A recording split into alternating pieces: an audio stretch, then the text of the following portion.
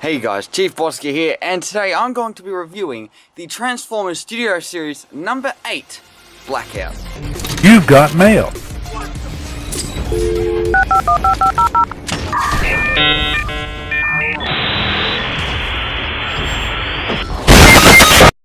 I have been waiting to get this figure for a long time, and I'm very happy to finally say that I do possess it. Of course, this video was supposed to go up on the 26th of January. It ended up coming on the 10th of February, so this is very late. But I have been substituting, I've been doing some other videos, so hopefully you guys aren't so angry. But I've been really looking forward to putting this video up, but unfortunately a lot of dilemmas, including desk fixings and editing software and camera work, have all gone against me, and it's been very hard to do it. But finally we are here, and here we have Transformers Studio Series Decepticon Blackout from the first Transformers movie. Alright, so getting straight in, we will have a look as per usual at the packaging. Here we have a picture of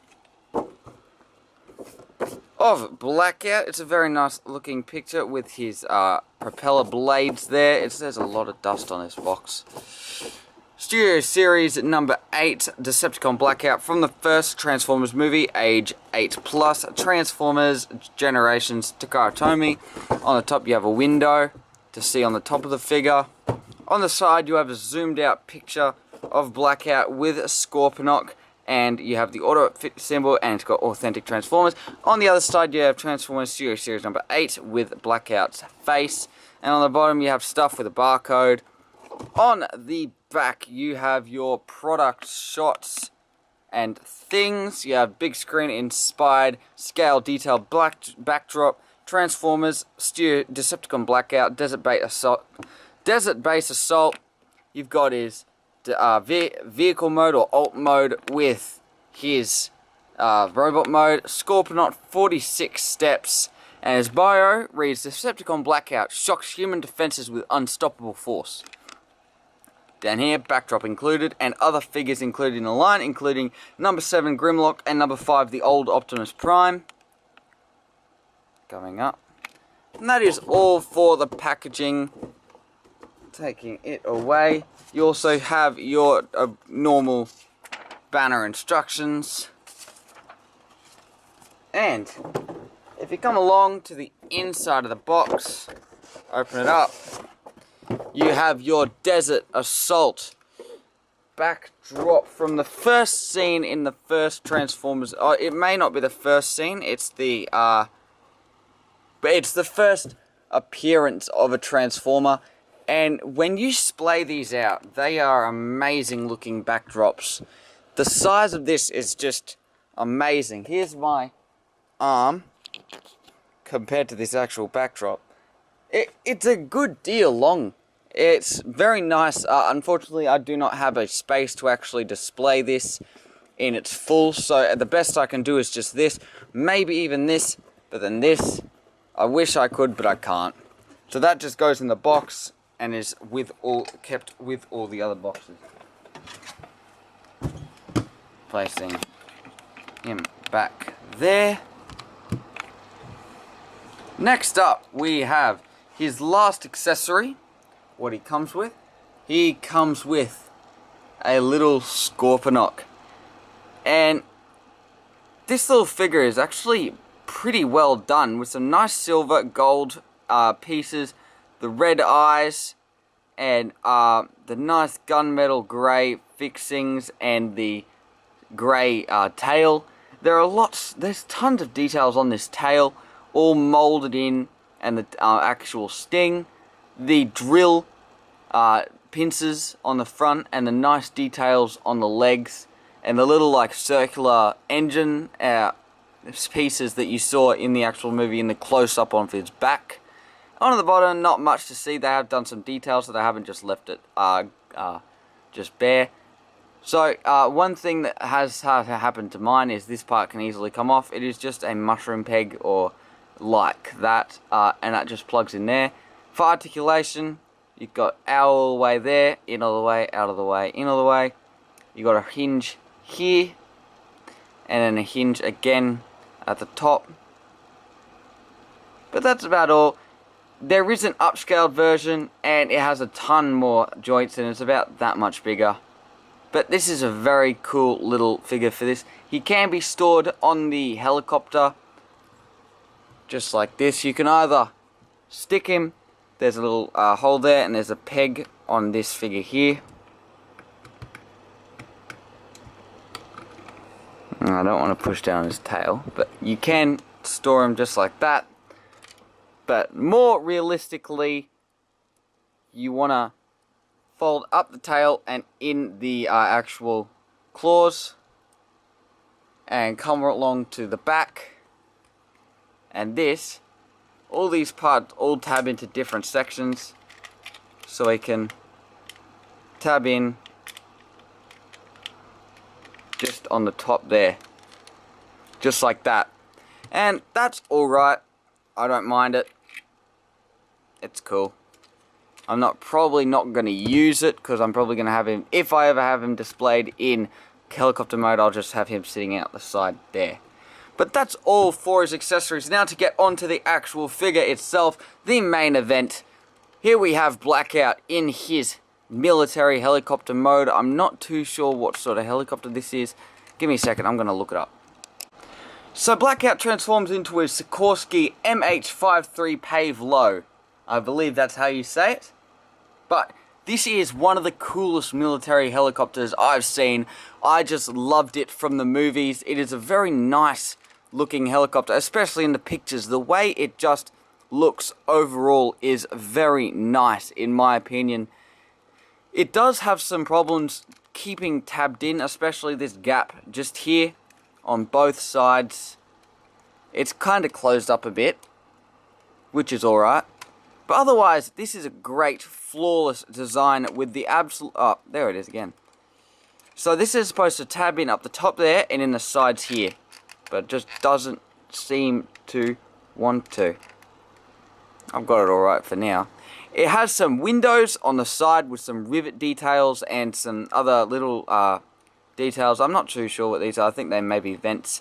Has the American Air Force logo here, USAF 4500X engraved in there, and it has danger keep away pointing to the propeller. Has Blackout written on here in the black writing with the white and red stripes. One thing that it does weird me out a bit is it has a painted window here, but then these are windows and they aren't painted. There are 8 windows total in here and 6 of them are not painted. It's a bit weird. I'm not so sure why this is, but I'm sure they had a good reason. On here you have the vents with some nice like bumpy details, like there are little nubs that stick up, lots of them in little rows across here, and that gives it a nice feel texture. On here at the top you have some nice vents painted in black. You have your, I think these may be missiles. I'm pretty sure they are missiles. 4500X with a Decepticons logo on the front. It's got its big antenna with its, I think this is a satellite globe thing. On the inside of here, you can see some grill details behind the glass, and that is really nice. This glass is very nicely done with some detailed line going through here, all over. This actual Decepticon symbol, I guess you can only call it bloated. It kind of comes out. You can see a bit of his head in there. We have that. Overall, this is a very nice helicopter mode. His top propeller can spin, not for long though, but his rear propeller can spin for a lot longer. It's like that. So that is just about all for the alt mode. So on to comparisons. Move this off to the side. Let's grab in Transformers Masterpiece Bumblebee. We have a center scale there. Here we have Transformers Masterpiece Sideswipe. We have center sense of scale between those two there. Here we have Transformers Masterpiece, Optimus Prime. Have a sense of scale right there. And last but not least, well, the last few, here we have him with Transformers Studio Series Megatron. There you have a sense of scale between those two. And then here we have him with Transformers Studio Series Brawl. Well, if we move these two apart, we can get Megatron in the scale size there. It's probably take two of them to almost even try and make up the overall size of Blackout. He is massive for a helicopter mode. He is a he is a leader class figure, and these are both Voyager class figures. But in vehicle robot mode, they're all very much the same size. And now we get to the transformation, and this transformation is a little bit involved, not as much as the Masterpiece figures may be, but there are some bits that you might be a bit scared of because of, you know, breakages. Sometimes you need to force some things, especially going from robot back to helicopter mode. So first of all, I never know when to start with these, so I just pull down this part front here, the wheel goes back, you pull down the front, and bring that up like that. You can come down to the sides and untab these pieces on either side right here, and then bring these parts forward. They unclip, and then they will just come forward like that. Then you want to hinge these parts outwards like that, and then fold this part downwards, and then force that, because you do need to sort of force it to be able to fold back up like that. And now you want to try and separate these parts. This missile will come apart with that hinge, and then you come out on that hinge in there. And now what you want to do, rotate, flip the hand out, bring that part around, and there's a slot in there and a tab there. They'll just go in there. And then there's a slot there and a slot there and two tabs. They tab in there quite securely, might I add. And then you just wanna, there's a slot in there and a tab there. They do not tab into each other at all, but that's the position it needs to be. And that's one arm done right now out of helicopter mode. Do the same on this side. These parts do fall off, so if you do get your figure and it does fall off, do not panic, you're alright. That happens. You got that part. Now you want to separate the missile, swing it down, flip the hand out, rotate this, and tab them in together. Make sure they're in. There's some stress marks in there, and it's really worrying me. Transformation for this figure is not helpful. There we got that. Now we got both arms done right off the bat. Now next part, you want to fully untab these parts from here. You want to take this part off, this whole propeller assembly off, and put that down. Now you got this much. Now you want to swing these out of the way, and I'm going to raise it up so you can see what I'm doing now. You want to swing the arms out of the way and bring the whole region in here downwards. Like that. Now you want to lift this part up, this part above the socket, and when you push this here, it'll bring the head up. Just like so.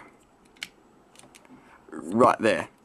And then you want to bring this whole assembly round, including the wheel and the front part, around and into there. And then when you tab this part in, before you do that, you just want to bring these legs down on the ratchet hinge, and want to bring this waist squirt down, and this part here will flip down for you. There we got most of the top upper body done. Now we want to go to the legs. And that's simple. Just bend them like that. So these parts all splay out like that. Come to the bottom. Flip the wheel all the way up. And you want to pull this down. Rotate it. Push it back up. Then you want to get this part. Untab it from in there. And rotate it around. And then you articulate the foot. If you want him to be accurate but small, you have it down like that. But if you want him to be smaller, bigger than Megatron and Brawl, or your other Studio Series figures, you do it like that. He comes in the box package like that, but I prefer him to be like that because that makes him look how he looked in the actual movie. Now you want to do the same to this side. Bring that part up. Bring the wheel up. Bring that out. Rotate it around. Untab it and rotate it. There you got the legs and upper body all done. So basically you've got the figure done. Now you just need to fix up the backpack. First you want to separate these two pieces up top. And they have a special little slot like that. And that fits perfectly over these engine blocks. Just like so. Then you want to come around to here. And you want to separate these parts, which are held in by a tab there and a little stick there. And you bring them back on both panels. Like that. Then you want to get the propeller. And you got to find the part which all three stay. So like that. So all three, there are 6 propellers. And 3 are connected in 2 propellers of 3. And then they just untub at the top and rotate backwards like that. Display them correctly. Now you want to bring this whole assembly upwards. First you want to bring this part back though. And that'll fold up over it. And then this part will come down after you've brought these parts up in here. Like that. And then bring this down, and then there's a little gap in here, and this will go into that gap there. Just like that. But again, before you do that, you've got to make sure these parts are actually facing upwards. Fold them down like that. Now I'm just doing some minor fixings just to make sure it all does go together. Now you just want to bring these parts downwards like that. Come around to the back. You want to untab this spot here. That's the first time it's come off for me. It can go back in though, so I just had a miniature panic attack. But it can come off and plug back in nicely like that. And then up here, on the other side of that, there's a little peg, and that goes right into that slot. Clips in, and then there's a little peg there. It looks a bit like a hook, and I'll go into there. Just like that. And this part will fold up like that. And that all fits in there. And then you want to splay the propellers back again, nicely like so.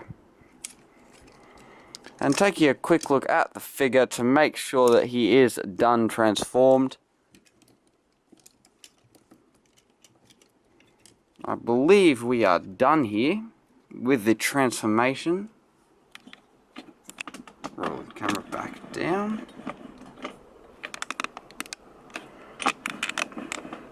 So here we have Blackout in his actual robot mode, and he is very cool looking. I very much like this actual robot mode. The face is done amazingly with some nice red eyes in there and the nice gunmetal grey that covers most of his face, with the exceptions of the nice normal grey that covers most of his body. You can have this antenna out for movie kind of like movie accurate, but you can put it down as well, just like that. I prefer it to be out because that looks cooler and it's movie accurate. But overall, this is an amazingly done figure. Coming around to the back, the propeller cape is done very nicely. Overall, I'm very happy with this figure. I'm very happy that I got it. Here's the whole reason why I started collecting them, but it took me a long time to actually find and buy this specific figure. All in all, the detail is just amazing on this figure. They have done a complete and utter great job. I'm very happy on how they've done it. Some nice gunmetal grey appliances up here, some black, some nice grey. Some nice details down here revealed with the transformation, the waist skirt, all around. The details on the legs as well. The very spindly legs that he has. The hands are my only nitpick, being that having the only articulation of the actual thumb coming out. But that's alright, it can be overlooked. But all in all, that's amazing. Now, for articulation, you can look up that far, down that far. His head can look that far that way, and that far that way. He does have an unintentional butterfly joint here. It is unintentional because there is a tab there, and it's supposed to be able to tab into there, and it shouldn't be able to move, but if you want, that can be a butterfly joint. There's a hinge, so the arm can come out and back that far. There is a swivel and an outwards movement as well. There is a elbow bend here. And then the hand is on one joint up and down, and then the thumb can open up that far. But then once you do that, it's very hard to get it back. There is no waist swivel, but that's kind of to be expected. If you lift the front skirt up, he has a ratchet joint on his leg, so it can kick forward that far, and then kick back all the way. Now, with the legs, this is a bit like Megatron. It's a bit hard to tell you which way is which. He has a knee joint on that hinge there that allows him to kick forward that much. He also has a knee joint back that far on both these hinges. He's got no swivel at the knee. And he has a decent ankle tilt both ways. Just like that. So that allows for some really good posability, especially in action photos. Like, it's sort of like the one that he holds in the original promotion pictures of his character, where he does like the superhero landing sort of thing, and he looks like that. He is amazingly done, this figure, and I very much enjoy it. As I don't really like the movies too much, he does come from my favorite Transformers movie in the Michael Bay. Bumblebee has to top everything, of course. Bumblebee is a fantastic movie. I haven't talked about it much, but in the Michael Bay movies, this has to be my favorite. Now, as for weapons, you get his propeller. If you fold this part down, he's got a slot on each arm. I prefer to put it on his left arm. It's like, oh, no, it goes downwards, doesn't it? Just like that. Now he has his sort of propeller weapon. I don't know. On the box, it is displayed as his primary rotary engine as his weapon. And I don't know if that's the actual case in the movie as well. But instead of giving him no weapon, they've allowed his parts making to be able to be included in the actual figure itself, so you don't have little parts lying around. Even though I do have a box specifically for Transformers parts, I'm very thankful for the reason they've done that. If you would like, you can sort of splay his propellers, which looks alright, but they kind of don't stay very well. They like to flop back down. But the army decals are still kept on the robot mode. The nice decals in the grill section behind the glass are still kept. Overall, very nicely done. Now, for comparison, let's get in some other Transformers figures. So first up, here we have him with Transformers masterpiece, Bumblebee. Have a sense of scale there. About up to waist height. Next, here we have him with Transformers Masterpiece side swipe.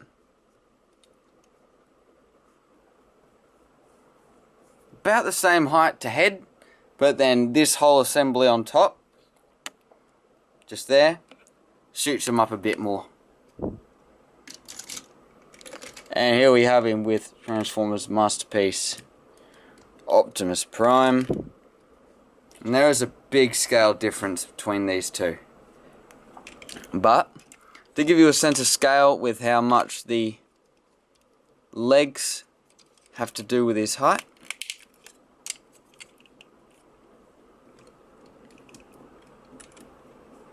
there you go.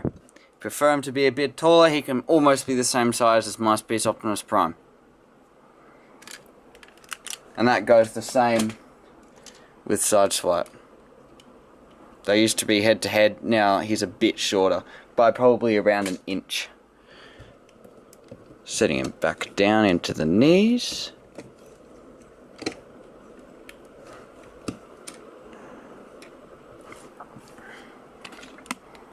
Here he is with Transformers Studio Series Brawl. Get a sense of scale there. Brawl, both with their backpacks on. Brawl is almost the same height, only a bit shorter. Separating the two. And adding in Megs.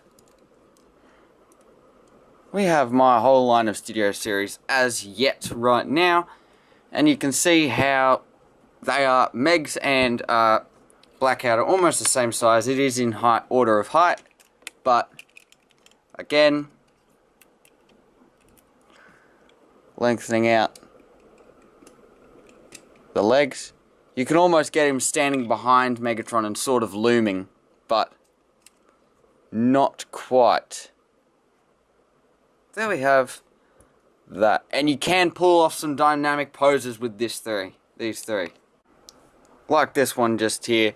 Of course, you never really got this sort of dynamic pose with the Decepticons. You would only find this with the protagonists of the movie. Sorry about that. AKA the Autobots. So you never really got this sort of thing, although it's cool to imagine how it would have looked. So there we have that scale there. Now, of course, you can store Scorponok on Blackout's body. Come around to the back here. And probably just straightening him up for the minute.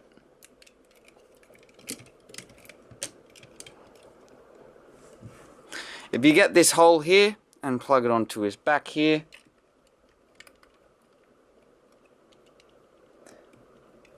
you can get him displayed like that, which is how he was displayed in the movie, although I don't think he was that obvious. I think he was integrated a lot more into the actual body of Blackout. I keep calling him Barricade for some reason. I don't know why. But you can do that if you wish. Probably, you know. Oh, his claw fell off. That's going to be a bit of a problem. You probably get him standing up there as well. There you go. It's like Soundwave and Laserbeak from the Generation 1. Displaying his propellers back down. I'm intending on premiering this today, so hopefully I can get this edited and out by tonight. It might be out a little later tonight, so hopefully you guys can tune in on it. But otherwise, if you do enjoy, leave a like and subscribe. I am going up in subscribers. I'd got around 20 subscribers today, so that was a bit weird. It's pretty cool though. I'm really looking forward to doing more videos like this. Live streaming is definitely helping, and I'm hoping to come out with a new video every month about a channel review, basically, where I tell you what I'm thinking about the channel, how it's going. I show you my social blade, how the channel is progressing, and I show you my analytics and stuff like that. Hopefully you guys can tune in on that and see what you guys have been doing with this channel. But anyway, of course, donate link down in the description. Don't need to if you don't want to, but it's there. Anyway, hope to see you in the next video. Hope you have a nice day.